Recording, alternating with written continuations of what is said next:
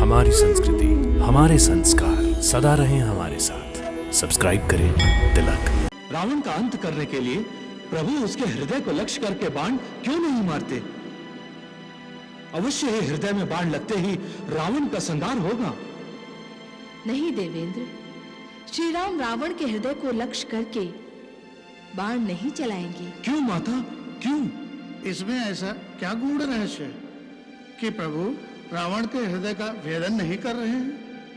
क्योंकि श्री राम जानते हैं कि रावण के हृदय में सीता का वास है और सीता के हृदय में स्वयं प्रभु श्री राम हर क्षण विराजमान रहते हैं। और प्रभु के हृदय में 7 खंड और 14 भुवन सृष्टि बसी हुई है। ऐसी अवस्था में यदि प्रभु श्री राम बाण चलाएंगे तो रावण के साथ सीता, सीता के साथ श्री राम और श्री राम के साथ समस्त ब्रह्मांड का विनाश हो जाएगा। लंका के द्वार पर पहुंचकर श्री राम ने अपने धनुष की प्रत्यंचा खींचकर अपने आगमन की सूचना दी।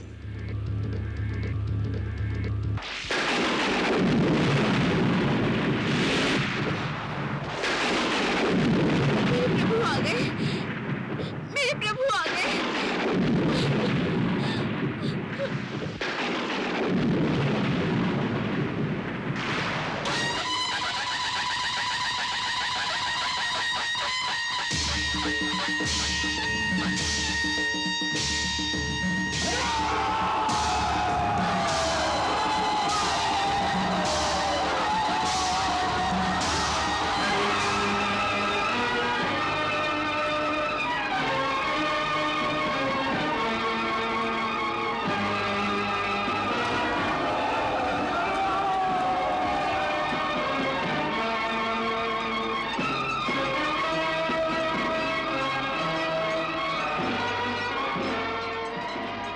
श्री राम की वानर सेना और रावण की राक्षसी सेना के बीच भयंकर संग्राम आरंभ हो गया।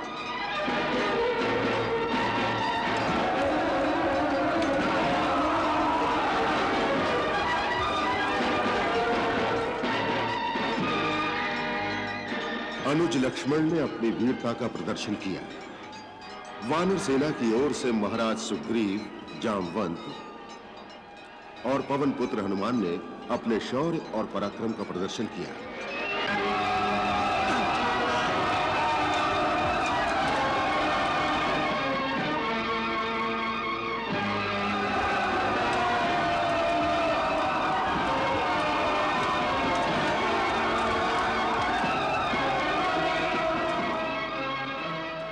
राक्षसी सेना की ओर से एक एक करके रावण के सभी महान योद्धा एवं पुत्र वीर गति को प्राप्त हो गए।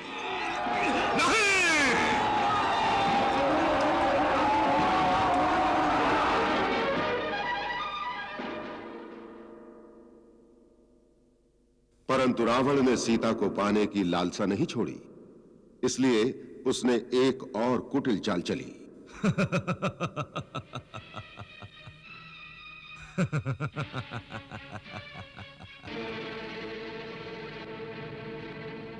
सीता, आज हम तुम्हें एक महत्वपूर्ण समाचार सुनाने आए हैं। ये नहीं पूछोगी कि समाचार क्या है? चलो हम स्वयं ही तुम्हें ये शुभ समाचार सुनाते हैं। हे सुंदरी, शुभ समाचार ये है कि तुम्हारे बंधन टूट गए हैं। तुम आज से बंधन मुक्त हो गई हो। क्या सचमुच मुझे मुक्त करके मेरे पति के पास भेज रहे हो? क्या मेरा परिहास कर रहे हो? अरे पति कैसा, वही तो एक बंधन था जिससे तुम मुक्त हो गई हो। हे त्रिभुवन सुंदरी, जब तक पति जीवित था तुम पर पतिव्रता धर्म का बंधन था। हमने उस बंधन को ही काट कर रख दिया है। अब न पति रहा न पतिव्रत धर्म का कोई बंधन रहा। अब तुम उस धर्म बंधन से मुक्त हो गई हो और अब हमारे मिलन में कोई रुकावट, कोई बाधा नहीं रही। तुम लंकेश्वर की महारानी बनोगी। इसी शुभ अवसर पर हम तुम्हारे लिए एक अद्भुत और अनमोल उपहार लेकर आए हैं। दासी, भेंट का थाल राजरानी सीता के सम्मुख रख दो।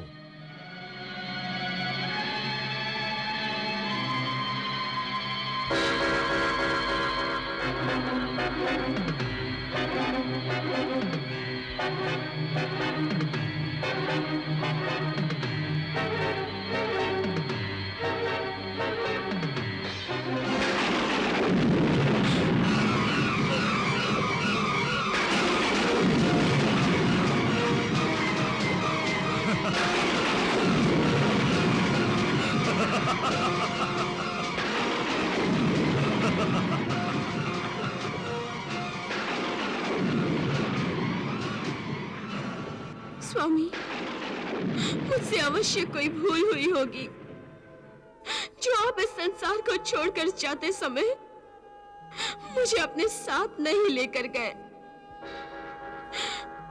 आप तो जहां जहां जाते थे वहां मुझे अपने साथ लेकर जाते थे। तो ऐसा क्यों किया आपने प्राणेश्वर, क्यों किया? आप तो जानते हैं कि आपके बिना इस संसार में मेरे लिए जीवित रहने का कोई भी प्रयोजन शेष नहीं रह जाता। मैं इस दुराचारी के जाल में फंसकर भी अब तक जीवित हूं। शायद इसी दोष के कारण तो आपने मेरा परित्याग नहीं कर दिया है। पापी, मुझे मेरे पति से अलग करने के भीषण पाप का दंड तुझे अवश्य मिलेगा। ये मेरा शाप है। हे सुंदरी, ये शाप देने का समय नहीं है। ये तो हमारे तुम्हारे मिलन की घड़ी है। जो तुम्हें बचाने आया था वो मेरे हाथों मारा गया। जब तक तुम्हारा पति जीवित था तुम्हारी हठधर्मी समझ में आ सकती थी, परंतु अब मिलन के ऐसे अवसर को खो देना तुम्हारी मूर्खता है। अब शेष जीवन जोगन की भांति इस वृक्ष के नीचे ही बिताओगी? नहीं नहीं सीते, अब तुम मेरा हाथ थाम लो, नहीं तो ये यौवन के जीवन व्यर्थ हो जाएगा। जीवन व्यर्थ हो जाएगा? ये तुमसे किसने कहा कि इस विडंबना के बाद मैं जीवित रहूंगी? पापी, पति पत्नी का नाता केवल एक जन्म का नहीं होता। मैं तो अभी मृत्यु के देवता का आह्वान करके अपना ये शरीर उनको सौंप दूंगी। प्रेम करने वाली आत्माओं को शरीरों की आवश्यकता नहीं होती।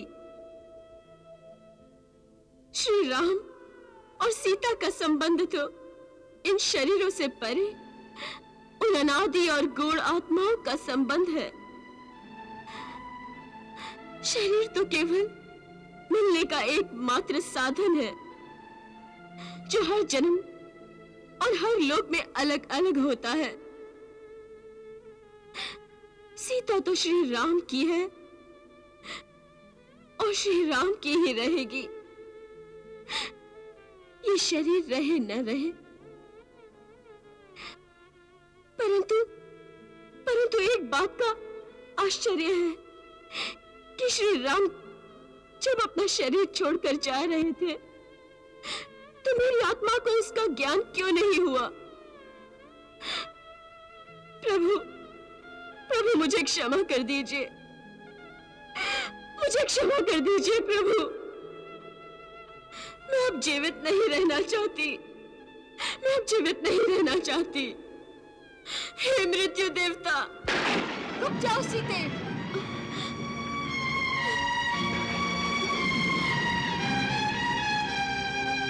कौन है? किसने मुझे पुकारा है? मत पुकारो मुझे अपना ये शरीर त्यागने दो। मत पुकारो मुझे। रुक जाओ सीते, रुक जाओ। ऐसी भूल न करो। तुम मायाग्रस्त होकर ये भूल करने जा रही हो। सांसारिक माया मोह के चक्रव्यूह से बाहर आने का प्रयास करो सीते, तब तुम जान पाओगी कि ये सब रावण की रची हुई माया है और कुछ नहीं है। जिस दुरात्मा रावण का वध करने के लिए प्रभु श्री राम ने अवतार धारण किया है, वो रावण भला प्रभु का वध कैसे कर सकता है? सत्य, धर्म, नीति और सदाचार पर अधर्म कभी विजय प्राप्त नहीं कर सकता। इसलिए हे जनक नंदिनी, मृत्यु का आह्वान न करो। अरे माया तो केवल माया होती है, कुछ देर बाद वो नष्ट हो जाएगी।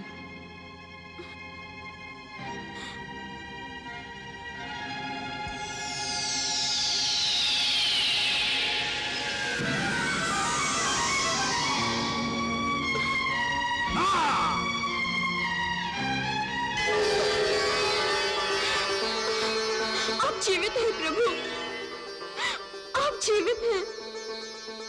मुझे क्षमा कर दीजिए, मुझे क्षमा कर दीजिए कि मैंने रावण की शक्ति को आपसे बढ़कर समझा और इस भ्रम में पड़ गई कि रावण आपका भी वध कर सकता है। मुझे क्षमा कर दीजिए प्रभु, मुझे क्षमा कर दीजिए।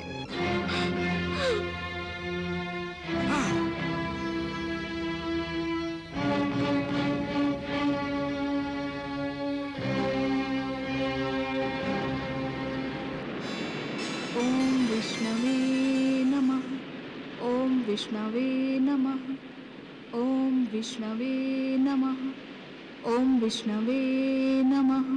प्रणाम मातेश्वरी, प्रणाम मातेश्वरी।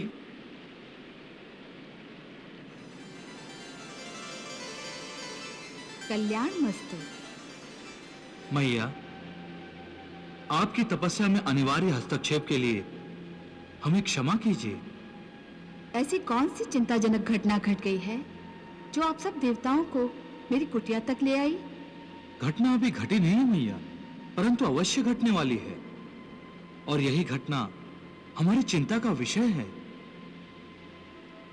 हाँ देवी वैष्णवी, धरती पर भयंकर संकट आने वाला है। कदाचित आप सभी पाप और पुण्य, धर्म और अधर्म के टकराव से तो चिंताग्रस्त नहीं हैं। हे मातेश्वरी, आप तो अंतर्यामी हैं। आप तो जानते ही हैं कि सीता मैया को छुड़ाने के संबंध में अधर्मी लंकेश्वर रावण और प्रभु श्री राम में भीषण युद्ध होने जा रहा है। जानती हूँ, परंतु इसमें घबराने की क्या बात है? मैया, अपने महान बल और सामर्थ्य से रावण ने समस्त लोगों पर अपना अधिराज्य स्थापन किया है। लंकेश्वर ने 9 ग्रहों को भी अपना बंदी बना रखा है। समस्त देव, दानव, यक्ष, गंधर्व, राक्षस, किन्नर, नाग और असुर, इन सबको अपना बंदी बना लिया है। वो इतना शक्तिशाली है कि अपनी भुजाओं से शंकर और पार्वती सहित कैलाश को भी उठा लिया था। इसका अर्थ ये है कि आपको भगवान श्री राम की असीम शक्तियों में विश्वास नहीं है। ऐसी कोई बात नहीं है मैया। तो फिर आप रावण की शक्तियों और उसकी माया से भयभीत क्यों हैं? ये भी बात नहीं है मैया। फिर देवेंद्र, आपकी चिंता का क्या कारण है? हे मातेश्वरी, हम इसलिए चिंतित हैं कि प्रभु मनुष्य अवतार में हैं और मानव शरीर की मर्यादा में हैं। वो चाहें तो इन मर्यादाओं को भंग करके सैकड़ों रावणों को क्षण भर में नष्ट कर सकते हैं, परंतु वो अपनी दिव्य शक्तियों को उपयोग में लाना नहीं चाहते। आप तो जानते ही हैं कि प्रभु श्री राम मानव शरीर की मर्यादा में रहते हुए और धर्म का पालन करते हुए संसार को ये संदेश देना चाहते हैं कि एक मानव एक दानव का वध कर सकता है, चाहे वो अधर्मी दानव कितना ही शक्तिशाली क्यों न हो, कितना ही बलशाली क्यों न हो। यही कारण है कि रावण का वध करने के लिए न वो अपनी दिव्य शक्तियों का प्रयोग कर रहे हैं और ना ही दिव्य लोक का कोई देवता उनकी सहायता कर रहा है। यहाँ तक कि आदि शक्ति महालक्ष्मी भी नहीं। हे माता, श्री राम की इच्छा के विरुद्ध देवलोक का कोई देवता या देवी अपनी दिव्य शक्तियों से श्री राम की सहायता कैसे कर सकती है? इसलिए हम आपके पास आए हैं मैया। हम चाहते हैं कि आप अपनी शक्तियों से श्री राम को और भी बल दें, क्योंकि आप ही ये कार्य संपन्न करने के लिए शक्तिशाली हैं और आप ही ये कार्य करने के लिए समर्थ हैं।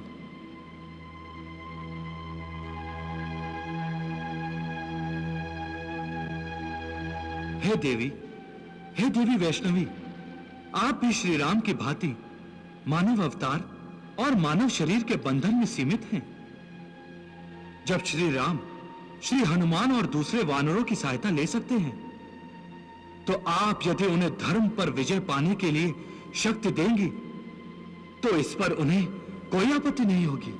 हाँ मैया, देवेंद्र ठीक कह रहे हैं। आप प्रभु की योग माया हैं, इसलिए आपको संकट के समय उनकी सहायता करनी चाहिए। मैया, हमारी आपसे विनती है कि आप प्रभु श्री राम को और बल दें और शक्ति दें।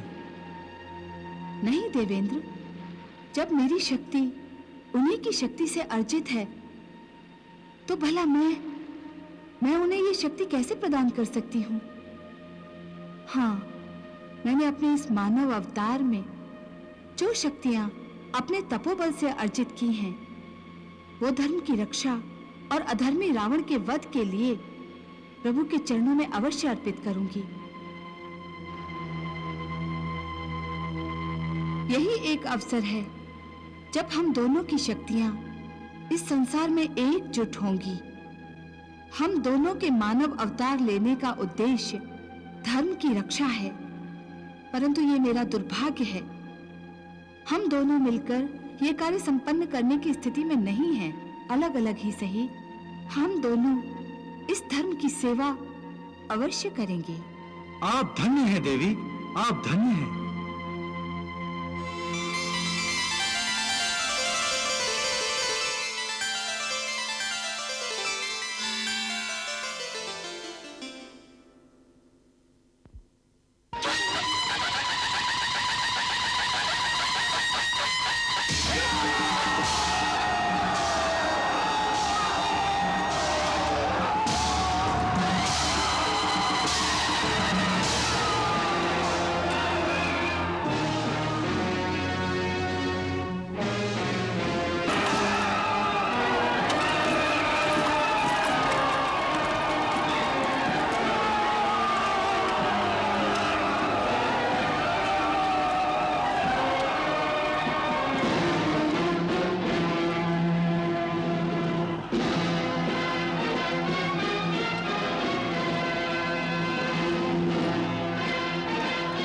प्रभु, मैं देख रहा हूं कि रावण पूरी तैयारी के साथ रथ पे सवार होकर आपसे युद्ध करने आ रहा है। परंतु प्रभु, आपके पास न रथ है, न तन पर कवच, और तो और प्रभु, आप नंगे पांव भी हैं। प्रभु, आप इस अवस्था में दुष्ट रावण को कैसे पराजित करेंगे? प्रभु, यही मेरे लिए चिंता का विषय है। हनुमान, तुम्हारी चिंता निर्मूल है। धर्म ही विजय का रथ है। उस धर्म रूपी रथ के समान विजय प्राप्त करने का और कोई दूसरा उपाय नहीं है। आपका कथन सत्य है, परंतु एक राजा होकर यूं नंगे पांव रणभूमि पर युद्ध करना यह आपकी गरिमा के अनुकूल नहीं है। आपको दुष्ट रावण से युद्ध करने के लिए रथ की आवश्यकता है। प्रभु, हे मैया, रुद्रावतार पवन पुत्र हनुमान का प्रणाम स्वीकार करें। हे मैया, श्री रघुनाथ नंगे पांव रणभूमि में युद्ध करेंगे, जबकि रावण अपने दिग्विजय अश्व चला रहे रथ पर सवार होकर युद्ध करेगा। यह संग्राम बराबरी का नहीं है। माता, कृपा कीजिए। माता, कृपा कीजिए। आपके होते हुए प्रभु की शक्तियों का अनादर नहीं होना चाहिए। हे पवन पुत्र, तुम्हारी चिंता उचित ही है। रावण के साथ युद्ध करने के लिए प्रभु को दिव्य रथ की परम आवश्यकता है। मैं अपने तपोबल से उस दिव्य रथ का निर्माण करूंगी, जिस पर सवार होकर प्रभु रावण से युद्ध करेंगे। प्रणाम मैया, आपने मेरी प्रार्थना सुन ली मैया।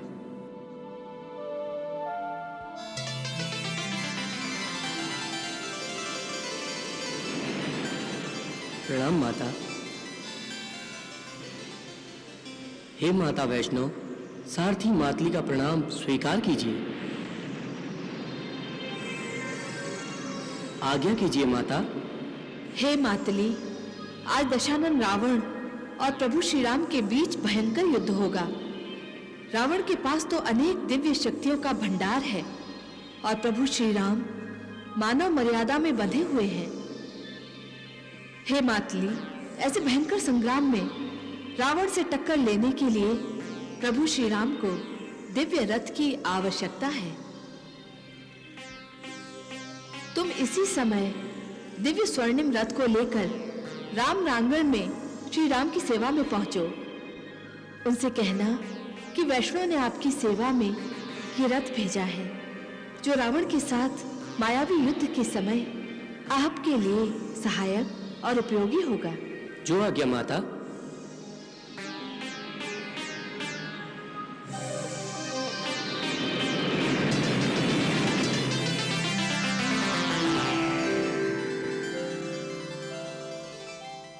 प्रणाम प्रभु।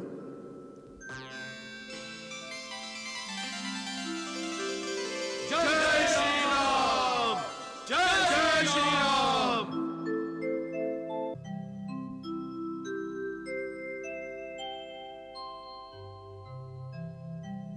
रघुनाथ, आपके श्री चरणों में इंद्र के सारथी मातली का प्रणाम। प्रणाम।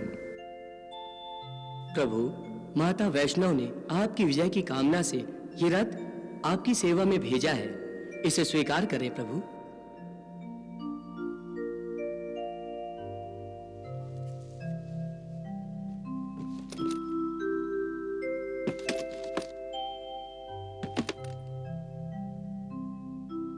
मातली, प्रभु, शत्रु चाहे जैसा भी अदिति का मार्ग अपनाए, परंतु तुम मेरा संकेत देकर ही कार्य करना। ऐसा ही होगा प्रभु।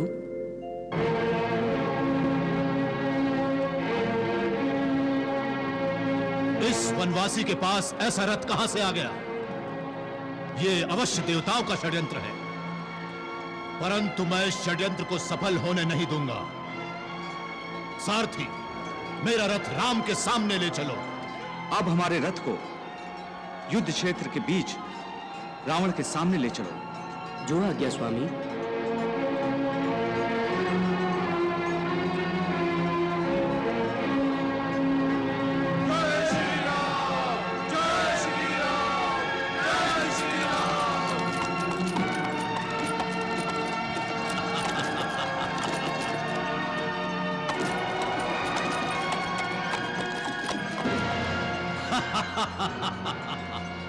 है तपस्वी, ये तपोभूमि नहीं, रणभूमि है। रण, यहाँ तप नहीं, युद्ध किया जाता है। युद्ध करने हेतु ही तो मैं इस रथ पर सवार हुआ हूं। रथ पे सवार हुए हो इसीलिए इतरा रहे हो? लंका में लंकेश्वर के सामने आकर भी तुम्हारा घमंडी सर नहीं झुका? यदि इससे पहले तू शीश झुकाकर आ जाता तो कदाचित तेरे बच जाने की संभावना हो सकती थी, परंतु तेरा यह घमंडी सर उड़ा देने के अतिरिक्त दूसरा कोई उपाय नहीं है। अरे तपस्वी, अभी तक तुमने जिन योद्धाओं को मारा है, मैं उनके समान नहीं हूं। मेरा नाम रावण है, तीनों लोग जिसका यशगान करते हैं, लोकपाल तक जिसके बंदी हैं। ये मत भूलना कि आज सामना रावण से है, रावण से। नीच, निशाचर, असहाय स्त्रियों पर वीरता दिखाने वाले कायर, तू किस बात पर अपने आप को वीर कहता है? धर्म की मर्यादा को भंग करने वाले पापी, आज तुझे तेरे समस्त पापों का दंड अवश्य मिलेगा। हाँ, दंड देने का काम राजा का है, किसी वनवासी भिखारी का नहीं। ये ले तेरा प्रथम दंड।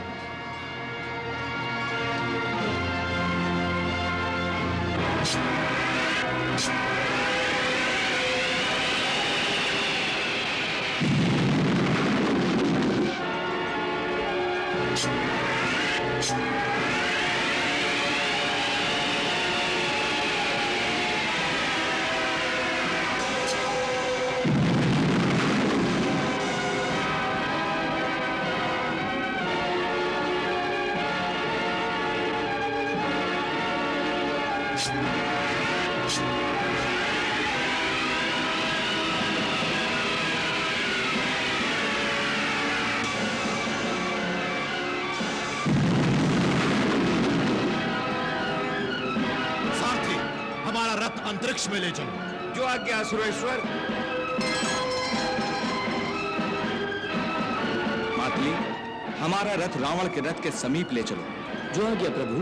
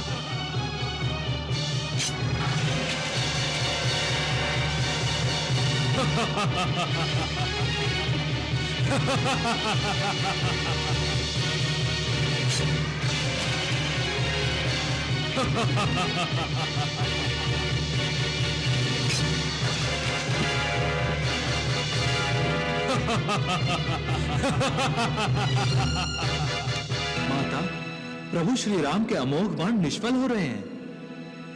नहीं देवेंद्र, रघुवीर के बाण निष्फल नहीं हो रहे हैं। ये तो पाश्विक रावण की निशाचरी माया है, जिससे उसके शीश कट जाते हैं और पुनः जुड़कर सजीव हो उठते हैं। परंतु मातेश्वरी, इस प्रकार रावण का संहार कैसे होगा? रावण का अंत करने के लिए प्रभु उसके हृदय को लक्ष्य करके बाण क्यों नहीं मारते? अवश्य ही हृदय में बाण लगते ही रावण का संहार होगा। नहीं देवेंद्र, श्री राम रावण के हृदय को लक्ष्य करके बाण नहीं चलाएंगे। क्यों माता, क्यों? इसमें ऐसा क्या गूढ़ रहस्य है कि प्रभु रावण के हृदय का भेदन नहीं कर रहे हैं? क्योंकि श्री राम जानते हैं कि रावण के हृदय में सीता का वास है और सीता के हृदय में स्वयं प्रभु श्री राम हर क्षण विराजमान रहते हैं।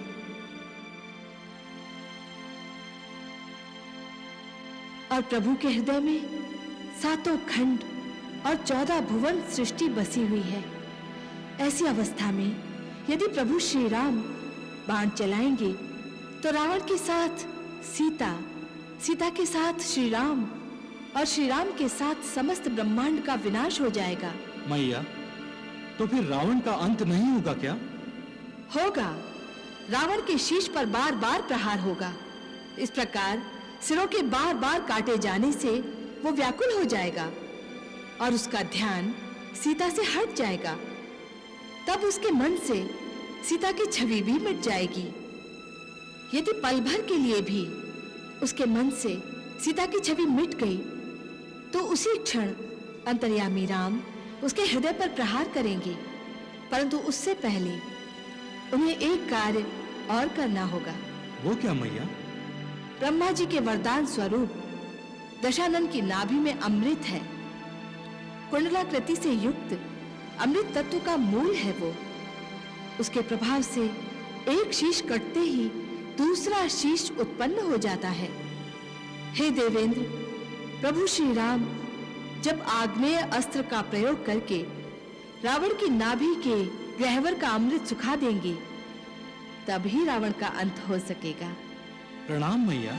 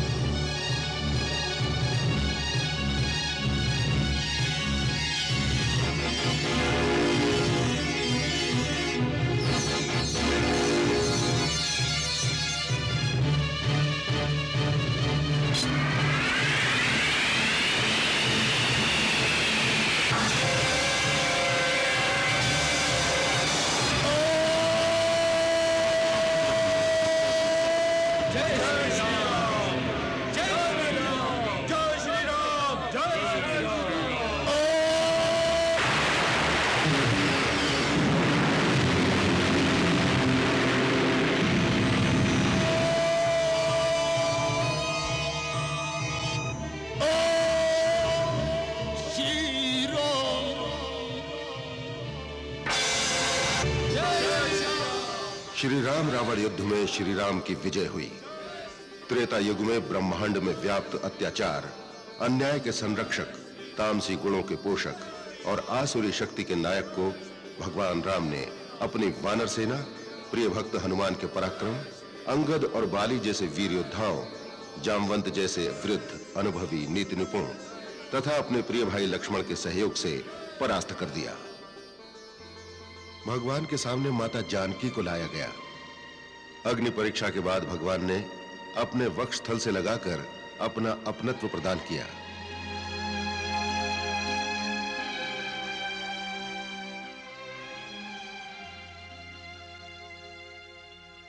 जब भगवान राम विजयी होकर अयोध्या लौटने लगे तो भक्त हनुमान ने श्री राम से कहा, प्रभु, माता वैष्णवी आपकी प्रतीक्षा कर रही होंगी। हनुमान, मैं उनसे मिलने अवश्य जाऊंगा।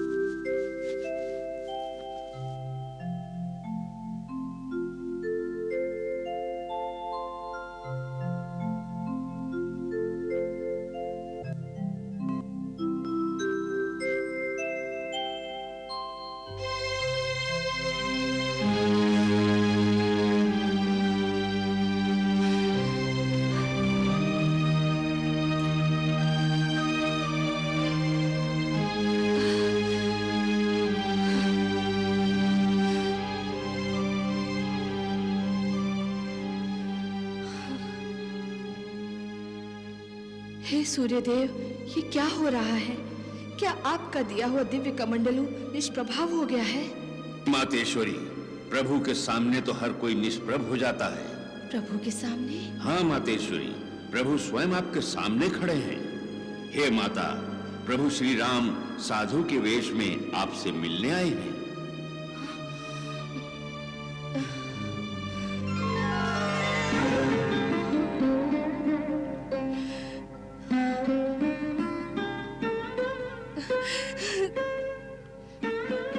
मुझे क्षमा कर दीजिए प्रभु, मुझे क्षमा कर दीजिए। मुझसे भूल हो गई प्रभु, मुझसे बहुत बड़ी भूल हो गई। मुझे क्षमा कर दीजिए, मुझे क्षमा कर दीजिए प्रभु, मुझे क्षमा कर दीजिए।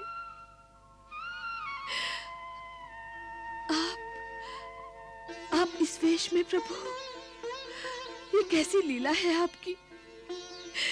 ये कैसी लीला है प्रभु।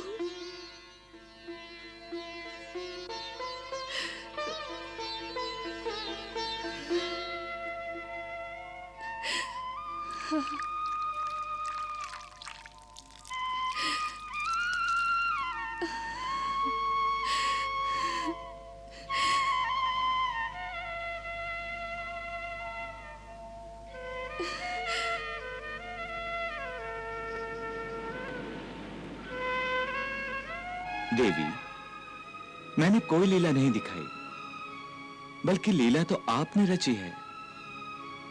आपने जो तपोबल मुझे प्रदान किया था, उसी कारण तो मैं रावण का वध कर सका।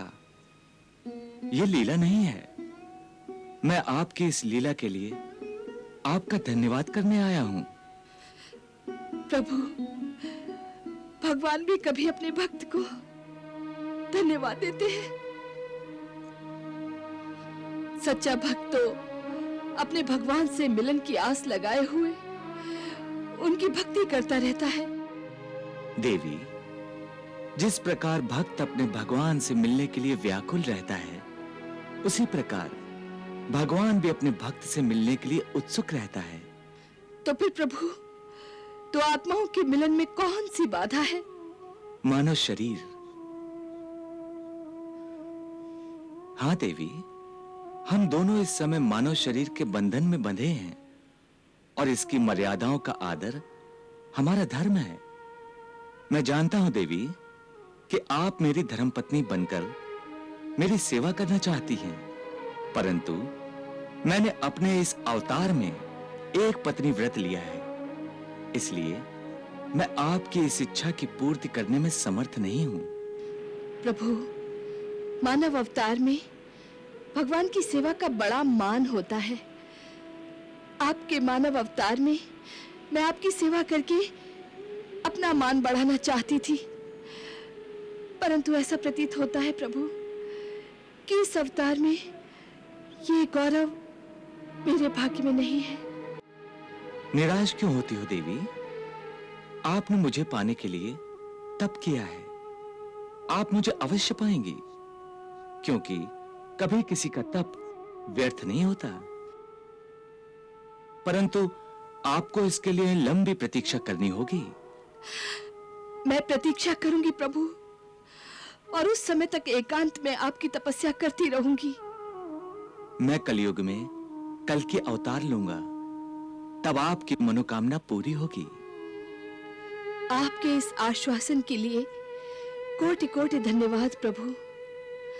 अब मैं अपने सांसारिक उद्देश्य की पूर्ति के उपरांत आपकी तपस्या में निरंतर लीन हो जाऊंगी। देवी, आपकी इस तपस्या के लिए मैं आपको उचित स्थान बताता हूं। अवश्य प्रभु।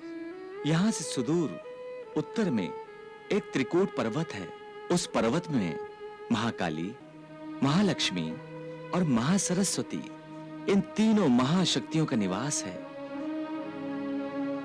जब आप इन तीनों महाशक्तियों को अपने में समाहित कर लेंगी, तब मैं कल के रूप में अवतार लूंगा। जैसी आपकी आज्ञा प्रभु। प्रभु, परंतु आप मुझे त्रिकूट पर्वत पर ही क्यों भेज रहे हैं? देवी, आसुरी शक्तियों ने वहां तपस्वियों, ऋषियों और गृहस्थियों को अपने आतंक से त्रस्त कर दिया है। अन्याय, अत्याचार के कारण लोग निरंतर त्राहिमाम त्राहिमाम पुकार रहे हैं। मैं उनकी पुकार अवश्य सुनूंगी और धर्म को अधर्म के चंगुल से मुक्त कराने का आपका उद्देश्य पूरा करूंगी। आसुरों की समाप्ति के आपके इस उद्देश्य की पूर्ति में सूर्यदेव का प्रदान किया हुआ यह कमंडलू आपकी सहायता करेगा। फिर भी प्रभु, इस उद्देश्य की पूर्ति के लिए मुझे आपके आशीर्वाद की आवश्यकता है। तो फिर त्रिकूट पर्वत की ओर प्रस्थान करो और यशस्वी भव।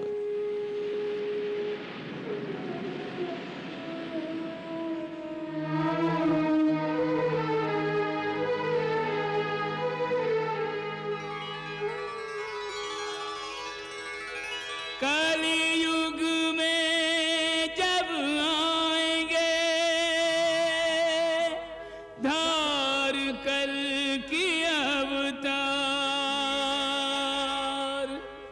स्वप्न नाथ के मिलन का तब होगा साकार।